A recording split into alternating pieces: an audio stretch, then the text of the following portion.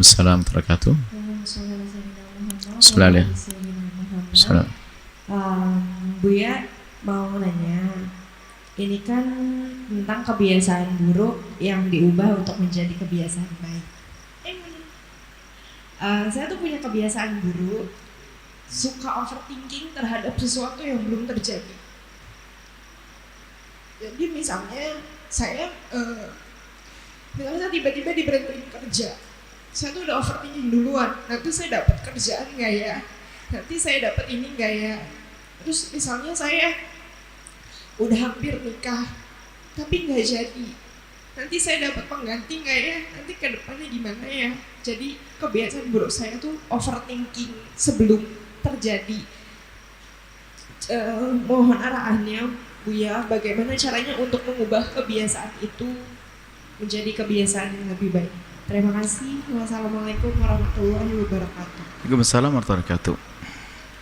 Ada sisi yang tidak terlihat dalam diri Anda. Ada sisi yang tidak terlihat. Langsung Anda ngira ini Buya ngeramal nih, bukan. Enggak, ini bukan ramalan. Bukan ilmu perdukunan ini. Bukan dari sisi fisik Anda, akan tapi sisi mental Anda. Anda punya permasalahan di mental Anda, dan itu membahayakan kalau dibiarkan,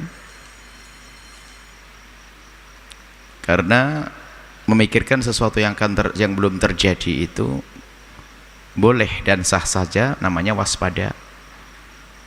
Tapi kalau kewaspadaan yang berlebihan menjadikan dia tidak bisa berbuat apa-apa, maka itu adalah penyakit. Kalau orang tabrakan mobil itu biasanya di mana? Di jalan, kan begitu. Akhirnya dia terlalu pikir dalam, jangan-jangan aku keluar nanti tabrakan. Akhirnya tidak kemana-mana dia. Maka sesungguhnya tabrakan mobil biasanya di jalan, maka lah kesadaran akan bahaya ini menjadikan dia hati-hati. Makanya kalau jalan di pinggir, mobilnya dibenerin remnya, begitu. Tapi kalau sudah berlebihan seperti Anda rasakan, ini menjadi tidak baik. Bahkan mungkin objeknya itu berbeda-beda. Objek dari pekerjaan, sehingga setelah ini sehingga pesimis, nanti terima dan sebagainya. Padahal kita belum. Akhirnya kita sudah stres sendiri, padahal kita belum lamar. Bisa jadi kita sudah dinanti-nanti untuk bekerja di tempat tersebut, tapi kita sudah terlanjur, sehingga betul ditolak sekali. Tak tahu yang betul kan, akhirnya begitu. Akhirnya menjadi males, dia mau maju lagi sudah tidak. Ini objeknya berbeda, objeknya kerjaan. Ternyata dalam majelis yang sama ada bicara, objeknya calon pasangan. Wah, siapa yang mau dengan saya ini, lamar ini. Nanti terus, nanti setelah menjadi pasangan pun objeknya apa? Jangan-jangan suamiku tidak cinta kepadaku, jangan-jangan ini, kenapa kok pulang diam saja, padahal dia sakit gigi kan. Jadi ini bahaya sekali. Maka Anda minta bantuan kepada ahlinya. Hal-hal yang semacam ini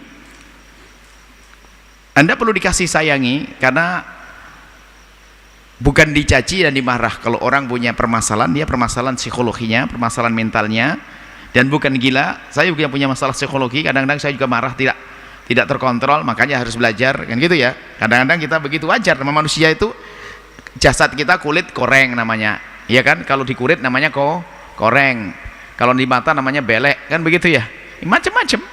Kalau di mulut namanya sariawan, cuman di mental namanya masalah psikologi tadi. Jadi itu Anda tidak usah menganggap Anda gila. Baca sebagian orang sudah S3 sekalipun, anaknya punya masalah, dibawa ke psikolog, katanya memang anak saya gila. Loh, bukan masalahnya gila. Ini ilmu yang spesial ini. Anda duduk dengan psikolog wanita, tentunya Anda upayakan seorang wanita, karena Anda seorang wanita, biar bebas dalam berbicara dengan Anda. Yang Anda lihat dia bisa dipercaya, nanti akan diajak diskusi. Mungkin mental Anda akan dipulihkan pelan-pelan, sehingga Anda setelah itu menjadi overthinkingnya sudah berkurang. Ya, berprasangka bolehlah, akan tapi ada kadarnya. Itu nanti bermacam-macam. Bisa jadi nanti was-was juga, itu masuk juga di pembahasan itu juga. Sehingga kalau ini takut saja, jangan-jangan terus, sehingga tidak akan bisa indah. Dan itu kalau dibiarkan, itu akan mengganggu urusan Anda dengan sesama. Dengan Allah pasti, orang lagi sholat kok masih nginget, sholat saya diterima tidak oleh Allah, dosa saya diampuni tidak oleh Allah, paling tidak diampuni, lagi ini kan paling tidak diampuni. Semangat Allah sudah berfirman, Allah Ghafur, Maha Pengampun. Diterima ndak amal saya? Terus akhirnya Pak, mending ndak usah sholat deh karuan. Bahaya sekali nanti kesananya. Jadi ndak apa-apa, ndak usah khawatir. Pekerjaan ada. Khusnudzon, amin. Calon jodoh akan datang, amin. Anak soleh-soleh, amin. Teman baik-baik, amin. Enak ndak begitu? Coba kalau ngomong, calon jodohmu jauh, rezekimu kayaknya berantakan, anak lah, itu kan negative thinking. Overthinkingnya positif. Overthinking dalam urusan positif juga berbahaya. Aman, semuanya sendiri nanti tabrak jeder apa, kan gitu ya. Jadi ada batas yang semuanya. Kalau kita ingin berprasangka, tentu ada kadarnya, dan biasakan yang baik seperti itu. Insya Allah yang menyelesaikan, yang membantu adalah ahlinya, ya. Dokter gigi nggak bisa menyelesaikan, dokter kulit juga tidak bisa menyelesaikan, ustadz pun hanya bisa memberikan pengarahan, kecuali ustadznya yang punya ilmu di dalam bidang tersebut, sebab ada bagiannya masing-masing. Paling tidak kami kasih gambaran yang semacam ini. Ketahuilah Anda sering duduk dengan orang yang ngerti di biro psikologi untuk diajak diskusi dan sebagainya. Mungkin Anda punya pengalaman lama yang menjadikan Anda semacam itu, pengalaman baik tapi salah mengambilnya, bisa saja pengalaman baik salah cara memahaminya, atau mungkin teguran orang tua atau sebagainya, salah memahaminya, menjadi terluka mentalnya.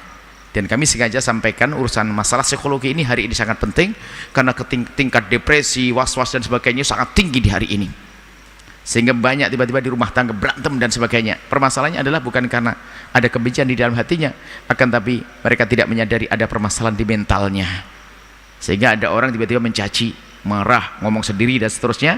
Itu karena membiarkan permasalahan ini. Insya Allah Anda sehat, ya, sehat setelah ini. Anda bukan sakit gila, bukan. Anda yang kami yakinkan Anda perlu duduk dengan orang yang mengerti tentang ilmu itu, sampai nanti Anda akan dibuka opsi-opsi yang bisa Anda masuki, cara berpikir yang nyaman, yang indah. Setelah itu Anda menjadi orang yang cara berpikirnya menjadi normal, sehingga bisa khusnudzon, bisa senang sebelum senang. Orang punya khusnudzon itu indah sekali. Itu pedagang itu kalau nggak punya prasangka baik, itu nyesek dia, aduh nanti bangkrut saya. Tapi khayalannya apa? Ya Allah, modal 100 juta untung 50 juta, langsung belanja dia. Lah kalau Anda dagang nggak bisa-bisa nanti, waduh saya dagang bangkrut, nanti nggak ada yang beli nggak bayar, pakai ngutang nggak ini, stres ya. Sudah nggak punya suami, akhirnya nggak punya ini, akhirnya jelek. Sehari ini harus Anda sadar bahwasanya ini perlu, bukan Anda saja sebetulnya. Anda kenapa kok Anda marah-marah sama suami nggak jelas? Anda kenapa kok tiba-tiba sama istri kok tidak stabil? Anda itu apa Anda itu? Kami menasehati sisi syariat iya, tapi sisi lain ini yang nggak bisa disentuh oleh ustadz. Wong suaminya, istrinya. Sehingga ada kan orang pada zaman Nabi, siang hari ditempelengi, malam hari digauli istrinya. Itu orang gila, ya betul, psikolog. Masalah psikologi itu, kalau Nabi menggambarkan seperti orang gila, ya gila itu kan masalah mental yang dibiarkan. Nabi, ada orang siang hari ditempelengi istrinya, malam digauli, besok punya anak. Kurang lebihnya begitu, kebodohan. Jadi tolong jangan mengentengkan masalah ini, tapi bisa disembuhkan, tidak usah khawatir. Anda akan sembuh dan sembuh insyaallah, sehat-sehat. Allah alam bisawab. Sahabat Al-Bahjah TV, setelah menyaksikan video ini, jangan lupa bersolawat kepada baginda Nabi Muhammad. Shollu ala Nabi Muhammad. Allahumma sholli alaihi wa ala alihi wa sahbihi.